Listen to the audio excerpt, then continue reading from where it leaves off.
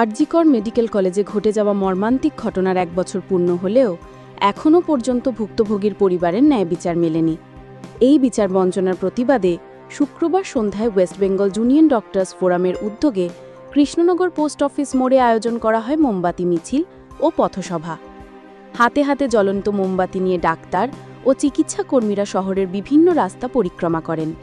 পথসভায় বক্তারা প্রশাসনের প্রতি দ্রুত বিচার প্রক্রিয়া সম্পন্ন করার দাবি জানান। তারা জানান, একজন সহকর্মী মৃত্যুর বিচার পেতে যদি 1 বছর অপেক্ষা করতে হয়, তাহলে সাধারণ মানুষের কী অবস্থা হতে পারে তা সহজেই বোঝা যায়। এদিনের কর্মসূচিতে অংশগ্রহণকারীরা ন্যায় বিচার না পাওয়া পর্যন্ত আন্দোলন চালিয়ে যাওয়ার সংকল্প ব্যক্ত করেন। নদিয়ার কৃষ্ণনগর থেকে অর্ণব মজুমদারের report, Sting News. West Bengal junior doctors ফোরামের পক্ষ থেকে সারা পশ্চিমবঙ্গ জুড়ে এই কর্মসূচি নেওয়া হয়েছে। আজকে 8ই আগস্ট, আজ থেকে 3 দিন আগে 2024 সালের 8ই আগস্ট সেই ভয়াবহ রাত আর.জি. কর মেডিকেল কলেজ হাসপাতালে একজন জুনিয়র ডাক্তার, প্রশিক্ষণরত ট্রেনি ডাক্তার, তার উপরে যে নৃশংসভাবে তাকে ধর্ষণ করা হয় এবং তাকে খুন করা হয় এবং তার সেই ঘটনাকে চাপা দেওয়ার চেষ্টা করা হয়, সেটাকে আত্মহত্যা বলে চালানোর চেষ্টা করা হয় এবং সেই ঘটনা সেই সময়ে সেই যে ট্রেনি টিচারের সঙ্গে ঘটে, তার যে সমস্ত আরো ক্লাসমেটরা ছিল তারা জেনে ফেলে, তার সহপাঠীরা, এবং সেটা নিয়ে সেখানে প্রতিবাদ শুরু হয় এবং এটাকে ভিত্তি করে সেই সময় কিন্তু আন্দোলন গড়ে ওঠে এবং সেই ঘটনাটা, আসল সত্যটা মানুষের সামনে কিন্তু প্রকাশিত হয় এই আন্দোলনের ফলে। এবং তখন থেকেই এই আন্দোলন চলে এবং এই যে ঘটনা, এই ঘটনার সঙ্গে যারা জড়িত সেই সমস্ত ধর্ষকদের, খুনিদের শাস্তির দাবিতে আন্দোলন শুরু হয় জুনিয়র ডাক্তারস ফোরামের আহ্বানে।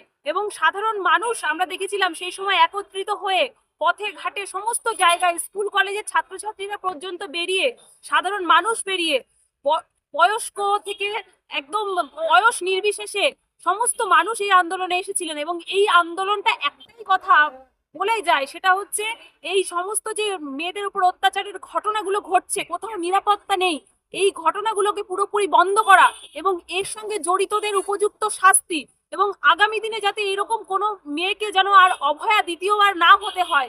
এই আন্দোলন কিন্তু হয়েছে, দীর্ঘদিন যাবৎ হয়েছে, অর্থাৎ 365 দিন হয়ে গেছে, আন্দোলনটা এখনো চলমান।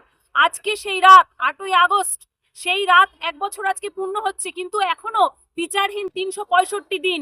তাই ওয়েস্ট বেঙ্গল জুনিয়র ডক্টরস ফোরামের আহ্বানে আজকে সাধারণ মানুষ একত্রিত হয়েছে। আপনারা দেখছেন যে কৃষ্ণনগরের এই প্রাণকেন্দ্র পোস্ট অফিসের মোড়, এখানে কিন্তু বিভিন্ন জায়গাকার মানুষ এসছেন, তারা একত্রিত হয়েছেন, প্রতিবাদ জানাচ্ছেন এবং তারা চাইছেন যে ন্যায় বিচার আমরা চাই এবং তাদের বিশ্বাস যে আন্দোলনের মধ্যে দিয়ে তারা ন্যায় বিচার পাবেন এবং সেই বিশ্বাস থেকে কিন্তু আজকে সাধারণ মানুষ এসেছেন এখানে।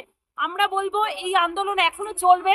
আমিও এই আন্দোলনে এসেছি, এই আন্দোলনে এসে আমার এটাই মনে হয়েছে যে এই আন্দোলনটা এখনো দীর্ঘদিন আমাদের চালিয়ে নিয়ে যেতে হবে। তার কারণ একটা আন্দোলনের মধ্যে দিয়ে, একটা প্রতিবাদের মধ্যে দিয়ে কখনো হতে পারে না। এই আন্দোলন দেখিয়ে দিয়েছে সাধারণ মানুষকে সেটা, যে প্রতিবাদ আন্দোলন একটার পর একটা কিন্তু ঘটনা মধ্যে দিয়ে কিন্তু দুর্নীতিগুলো উঠে এসেছে এবং আন্দোলনের ফলেই সেগুলো সম্ভব হয়েছে। এবং আগামী দিনেও এই আন্দোলনকে আরো আমাদেরকে এত শক্তিশালী করতে হবে যাতে এই ধর্ষকরা ভয় পায় এবং এই ঘটনা যেন পুনরাবৃত্তি আর না হয়, কোনো যেন আর অভয়া তৈরি না হয়। আমাদের এটাই শপথ থাকবে। আজকে 365 দিন বিচারহীন, আমরা এখান থেকে এই শপথটাই নিয়ে যাব। আমরা এই আন্দোলনটাকে আরো বৃহত্তর করে গড়ে তুলব যতদিন না পর্যন্ত আমরা ন্যায় বিচার পাচ্ছি। আপনার নাম?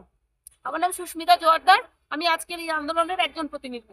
কাজের পক্ষ থেকে এটা West Bengal junior doctors forum, এই ওয়েস্ট বেঙ্গল জুনিয়র ডক্টরস ফোরামের আহ্বানে সারা পশ্চিমবঙ্গ জুড়ে এই আন্দোলনটা আজকে হচ্ছে।